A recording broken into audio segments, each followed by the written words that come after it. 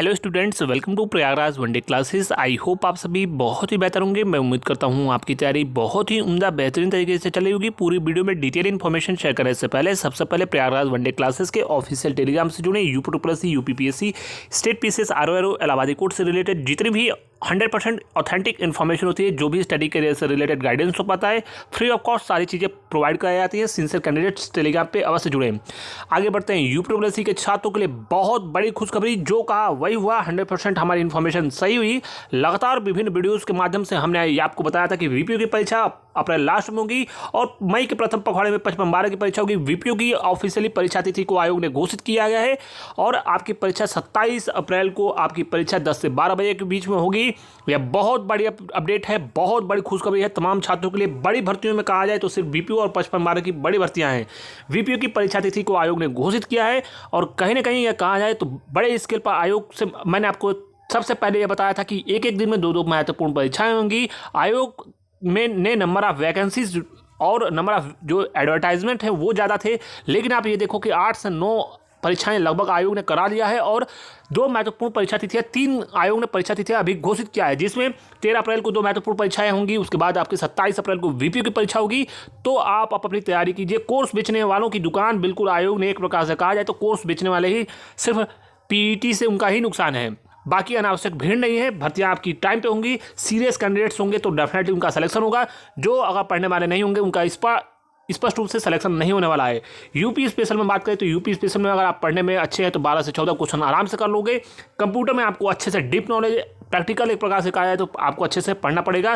कहीं course verse से कुछ नहीं होने वाला है, 2-4% भी आपको नहीं फायदा होगा। इसीलिए आप जो है बुक से पढ़िए, पेपर को एनालिसिस कीजिए, गूगल की मदद लीजिए। यूट्यूब पे तमाम फ्री लेक्चर्स मिलेंगे, प्रैक्टिकल कई थ्योरी आपको मिलेंगी, तो उन तमाम चीज़ों को पढ़ो। फिर बीपीओ में परीक्षा में आपका डेफिनेटली सिलेक्शन 100% होगा। अगर 65 नंबर का इस सब्जेक्ट से रिलेटेड क्वेश्चन आ रहा है, अगर आप 30 से 32 क्वेश्चन भी कर लोगे 100% सिलेक्शन हो जाएगा, क्योंकि एक प्रकार से कहा जाए तो बहुत ही डीप पेपर आ रहा है।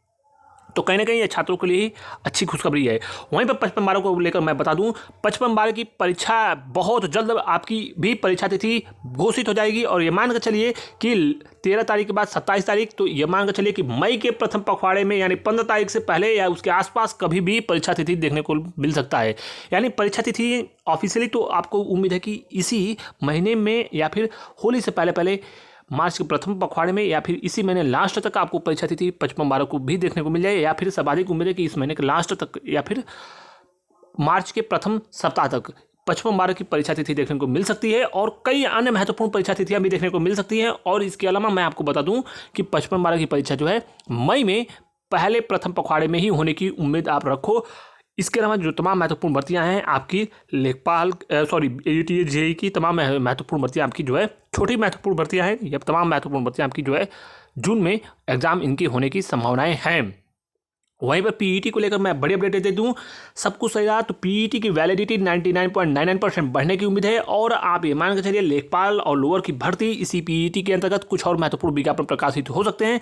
मंजूरी मिलेगी तो डेफिनेटली मैं आपको बोलूँ मंजूरी मिलने की संभावनाएं 99.99% है और लेखपाल और पीईटी इसी भर्ती से आएगा। बाकी आपको छात्रों को गुमराह करने के लिए, कुछ लोग गुमराह करने के लिए और तमाम अन्य भ्रामक इन्फॉर्मेशन देते हैं, छात्रों को दिग्भ्रमित करते हैं।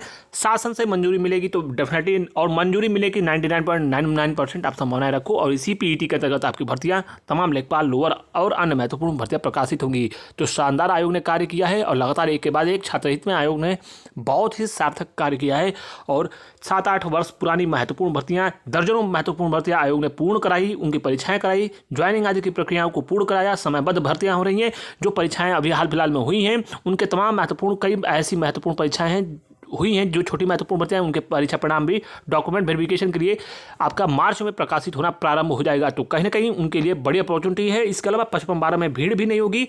ऑलरेडी 20,000 भर्तियां जो जेन्युइन कैंडिडेट्स है, सीरियस कैंडिडेट्स है, वो इसमें से चले गए हैं। बाकी ऑनगोइंग जो प्रोसेस भर्तियों की है वो भी तमाम छात्र ज्वाइनिंग पा जाएंगे और आपकी 55-12 की भर्तियों में, परीक्षाओं में तो सम्मिलित हो सकते हैं। अभी बीपीओ का ले लो, बीपीओ का 27 अप्रैल को परीक्षा होगा, सिंगल स्टेज का एग्जाम है। परीक्षा तो छात्र देंगे, लेकिन ये कहा जाए रिजल्ट के बाद ज्वाइनिंग हो जाएगी तो डॉक्यूमेंट वेरिफिकेशन में तमाम आपकी 55-12 में कंपटीशन बिल्कुल भी कम हो जाएगा। जी हाँ, डॉक्यूमेंट वेरिफिकेशन में बिल्कुल भी छात्र डीबी आपकी काफ़ी बड़े स्केल पे कहा जाए तो आपके टाइपिंग में भी बहुत सारे ऐसे छात्र होंगे जो नहीं आएंगे।